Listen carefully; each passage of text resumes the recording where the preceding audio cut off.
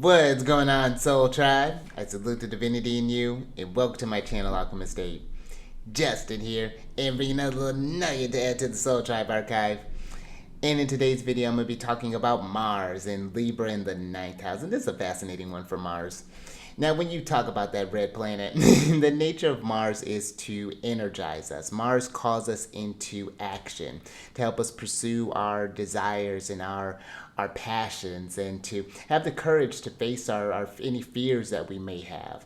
And I find because Mars in traditional astrology is known as the lesser malefic, so Mars can stir up a little trouble. But I find that more aggressive side of Mars, that may be violent or just ready to fight, usually comes from like Mars being suppressed in some sort of way. So I do think that even though it's a malefic, there are ways of working with it constructively. You have to have those relationships with all the planets. It definitely helps. Then you talk about Libra.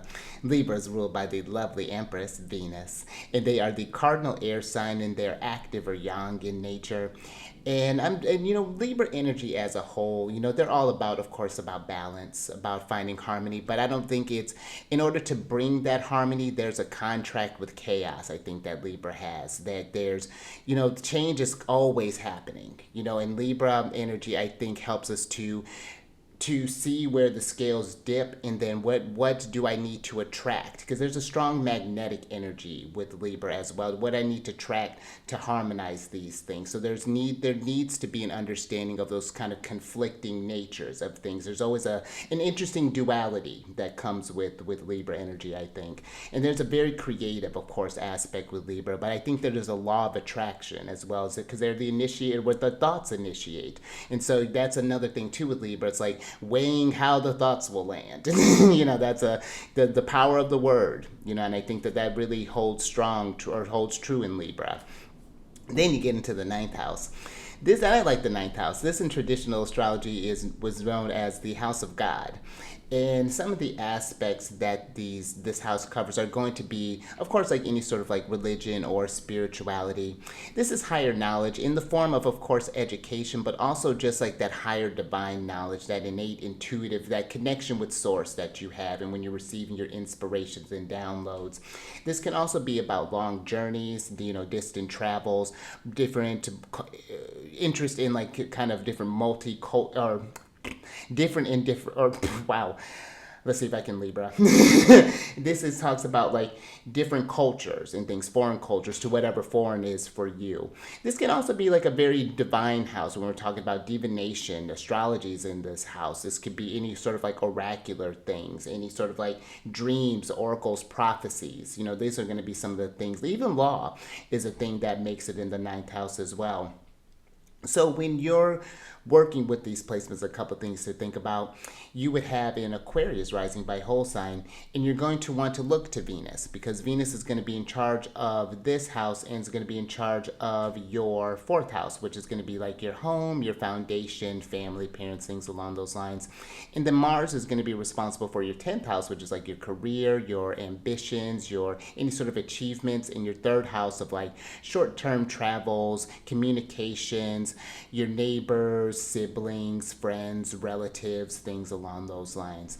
So one thing that I would definitely, this is a very active Mars. I mean, and probably maybe even like, well, because this would be one thing that I talk about with this person, like as far as like travel, getting around, considering that Mars is in that long-term and rules the short-term travel, I'd say getting out there and exploring different things. This Mars, I think, just needs to be on the move and just see what your community has to offer, and what you can take that into other cultures, and what you can bring from other cultures and integrate into your immediate community, into your everyday there. I think that this Mars would definitely benefit from taking, like, whenever you can, go to different countries, learn different kind of cultures, maybe about different foods, different literature, different music, maybe dance, very Libra Venusian types of things. I think that could really make for a very rich Mars. I think you could maybe even do something, considering that Mars rules over that career house. Maybe you do something with travels, maybe work as a travel agent, or maybe you do something in media where you're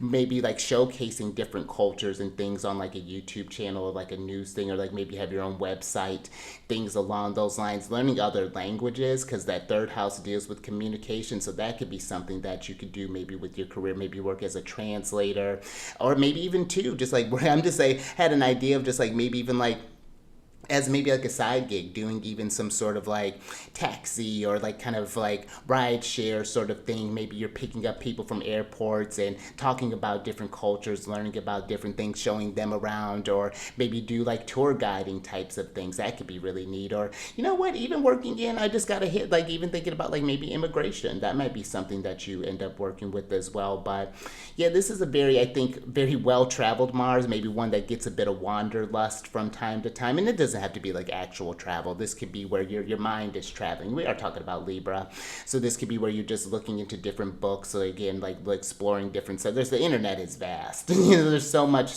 things to learn, and there's so you don't have to necessarily be in the place to learn about this stuff. It definitely helps. It adds a layer of experience, but at least going into that, I think, is it would be very beneficial for this placement.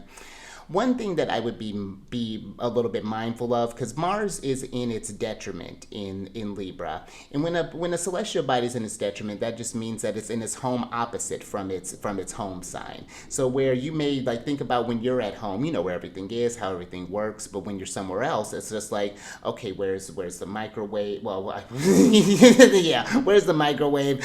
Where's like any of the things? How do you turn this on? I press the microwave, and then somehow the refrigerator turns on. Whatever that looks like. But that's how a planet is just a little uncomfortable in these themes. And I could see Mars maybe thinking about your beliefs. When we're talking about that ninth house thing, I could see maybe Mars being a little aggressive in Libra, like saying that their beliefs are better than others. So that's something I would be in mind. Like, you don't have to subscribe to other people's beliefs, but keep an open mind. Allow yourself to be challenged and to be able to think in a broader sense, when it's just like, oh, these are certain aspects where there's some similarities and these are some differences. Even when you look at just like religions, for example, yeah, they have their differences, but there's a lot of things that intertwine too that we can connect there. So that might be something to consider. Maybe you do something, oh my gosh, just thinking about that could be something where you do some sort of like clergy work, for example. Maybe you're aspiring to be the Pope. I'm here for it. But I think that's something too where that Mars could do something along those lines if you're thinking in terms of like a career sort of standpoint. But I even think too, kind of like last thing, I could see this Mars as one that does maybe get a lot of divine downloads. I would pay attention to any sort of dream work and things along those lines, any sort of, especially when you have maybe transits that are happening to your Mars, or maybe even that's happening to Venus. Paying attention to maybe what your dream space looks like, any sort of, again, sort of hits, and maybe sharing those things with your community, wherever that happens to look like for you there. Maybe you study astrology, maybe you do, so again, some sort of like oracular sort of thing. That could be, I think, a really neat expression for this Mars to be in.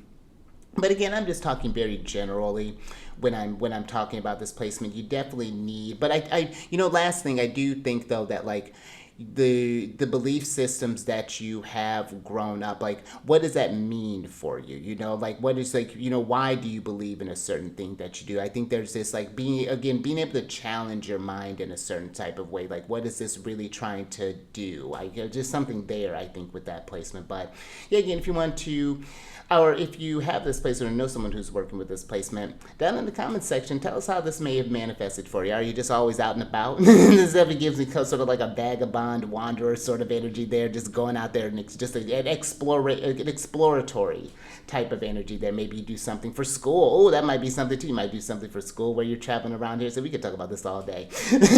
But and if you want to talk about this all day, down in the description box, there's a link to get in touch with me. We talk about the different services that I provide and then go from there. And if you want to keep an eye on the transits and know how these, when there's certain aspects that are going to be going to, what, depending on when you're watching this, we got planets that are getting ready to move into, especially like Saturn. Saturn's getting ready to move into Aries soon, so there may be an opposition with this Mars at some point. But if you want to work with these placements more personally, definitely check that out.